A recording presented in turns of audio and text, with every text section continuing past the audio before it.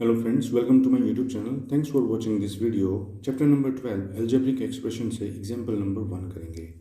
Identify in the following expressions terms which are not constants. Give their numerical coefficients. देखिए ये आपको कुछ algebraic expressions दे रखी हैं और इन expressions में से आपको वो term छाट करके लिखनी है जो कि एक constants नहीं है. ये तो है क्वेश्चन नंबर 1. और उसके बाद उन्होंने हमसे पूछा है गिव देयर न्यूमेरिकल कोफिशिएंट्स, और ये जो टर्म्स आप यहाँ लिखोगे इनके न्यूमेरिकल कोफिशिएंट्स भी आपको लिखने होंगे.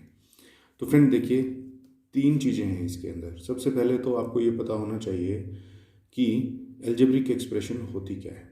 एल्जेब्रिक एक्सप्रेशन ये नंबर्स होते हैं. xy + 4 ये एक एल्जेब्रिक एक्सप्रेशन है.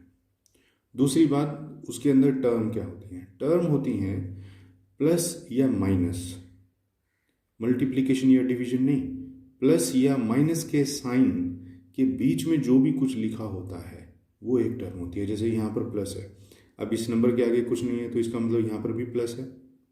तो प्लस और प्लस के बीच में ये जो भी लिखा हुआ है x × y ये एक टर्म है. और जैसे यहाँ पर ये प्लस है और 4 है, इसके यहाँ कुछ नहीं है तो हम प्लस ही मानते हैं, तो 4 भी जो है वो एक टर्म है.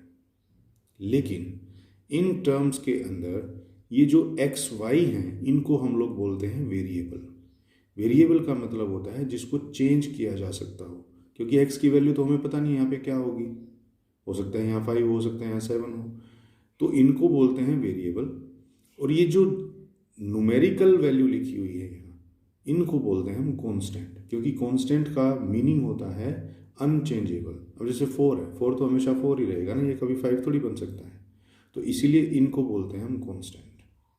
तो आपका क्वेश्चन ये है कि आपको ऐसी टर्म्स यहाँ लिखनी है जो कांस्टेंट ना हो.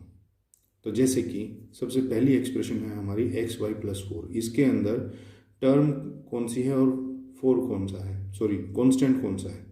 देखिए टर्म तो है इसमें xy. अब 4 भी अपने आप में एक टर्म तो है, लेकिन ये कांस्टेंट है. तो कांस्टेंट हमसे यहाँ पूछा नहीं, तो कांस्टेंट हम यहाँ लिखेंगे नहीं. इसमें आ जाइए 13 क्या है, कांस्टेंट है. और -y² जो है ये क्या है, हमारा एक टर्म है. तो इसके अंदर हम जो टर्म हमें लिखनी थी वो लिखेंगे -y². अब देखिए ये जो माइनस का साइन है ना, ये इसका खुद का है, ठीक है. उसके बाद यहाँ पर देखिए ये कांस्टेंट है, ये हमें लिखना नहीं. तो यहाँ पर जो टर्म्स हैं हमारी वो एक तो ये आ गई -y, और इसके बाद प्लस में एक ये टर्म अलग हो रही है, तो ये हो जाएगी हमारी +5y². 2 टर्म है इसमें, -y और +5y². और ये तीसरी टर्म जो है ये कांस्टेंट है, ये हमें लिखनी नहीं.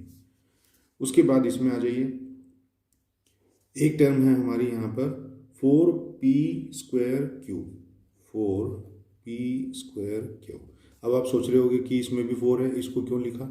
तो ये 4 एक अलग से टर्म नहीं है, ये इसके साथ मल्टीप्लिकेशन में है, यानी ये इसी का हिस्सा है. तो ये तो आपका इसी के साथ आएगा. कांस्टेंट होता है जो माइनस या प्लस साइन के बीच में एक अलग टर्म के रूप में लिखा गया हुआ हो, ठीक है. तो उसके बाद है यहाँ -3p² और ये +5 कांस्टेंट है, ये हमें लिखना नहीं. अब बात आ जाती है इन टर्म्स के न्यूमेरिकल कोफिशिएंट्स की. न्यूमेरिकल कोफिशिएंट का मतलब क्या होता है. न्यूमेरिकल कोफिशिएंट का मतलब ये होता है कि ये जो टर्म है xy ये किसके साथ मल्टीप्लाई हो रखी है. देखिए कोई भी नंबर है, मान लो ये xy है, ये इनकी वैल्यूज़ अगर हम यहाँ पुट कर दें तो अपने आप में एक नंबर ही होगा ना. तो हर एक नंबर अपने आप में मल्टीप्लाइड बाय 1 तो होता ही है, और डिवाइडेड बाय 1 भी होता है हर एक नंबर. तो जिसके आगे कोई न्यूमेरिकल वैल्यू नहीं लिखी हुई, इसका मतलब वो 1 से तो मल्टीप्लाइड है ही ना. कोफिशिएंट का मतलब वो नंबर होता है जिससे ये टर्म मल्टीप्लाई हो रखी है. तो इसके आगे कुछ नहीं लिखा हुआ तो यानी 1 तो है ही, और 1 भी प्लस का है क्योंकि इसके आगे प्लस का है, तो हम लिख देंगे +1 इसका कोफिशिएंट है. यहाँ आ जाइए -y². अब ये देखिए y² अपने आप में एक टर्म है, और ये मल्टीप्लाई किससे हो रखी है, ये हो रखी है -1 से. -1 से y² मल्टीप्लाई हुआ होगा तभी ये -y² बना है, क्योंकि 1 तो हम लिखते नहीं ना. तो इसीलिए इसका कोफिशिएंट है -1. ऐसे यहाँ पर आ जाइए माइनस वाई का कोफिशिएंट भी -1 है, और जो दूसरी टर्म है +5y², तो इसका कोफिशिएंट है +5, ऐसे। क्योंकि +5y² कैसे बना होगा, +5 इंटू में y², तब ये 5y² बना है।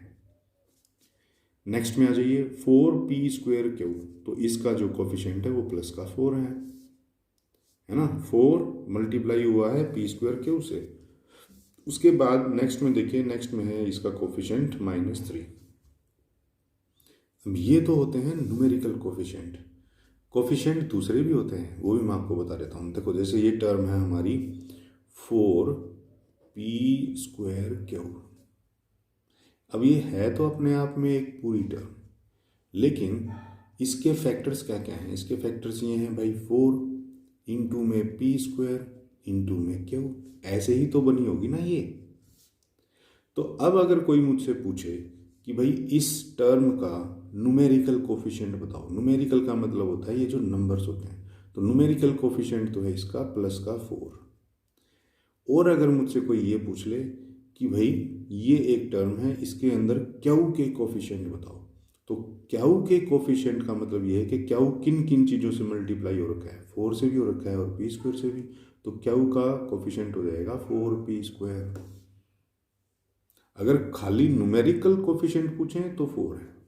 अगर सिर्फ ये लिखा हो कि इसमें से क्यू का कोफिशिएंट बताओ, तो 4 भी है और p² भी है। अगर आपसे कोई पूछ ले कि p² का कोफिशिएंट बताओ, तो उसका 4 भी है और q भी है, तो हम लिख देंगे 4q। ये होता है कोफिशिएंट का मतलब। हमसे यहाँ पे सिर्फ न्यूमेरिकल कोफिशिएंट पूछे थे, इसलिए हमने सिर्फ न्यूमेरिकल कोफिशिएंट लिखे हैं। फ्रेंड्स, इस चैप्टर का इंट्रोडक्शन वीडियो बहुत डिटेल में मैंने समझा करके और अपने प्लेलिस्ट के अंदर अपलोड कर रखा है। आपको अगर इंट्रोडक्शन वीडियो देखना है तो आप प्लेलिस्ट में जा करके इंट्रोडक्शन वीडियो को देख सकते हैं, जिसकी हेल्प से पूरा चैप्टर आपके लिए बहुत ईजी हो जाएगा। तो फ्रेंड, ये था हमारा एग्जाम्पल नंबर 1। आई होप आपको अच्छे से समझ में आ गया होगा। नेक्स्ट एग्जाम्पल्स के लिए मिलेंगे नेक्स्ट वीडियोज़ में, तब तक के लिए।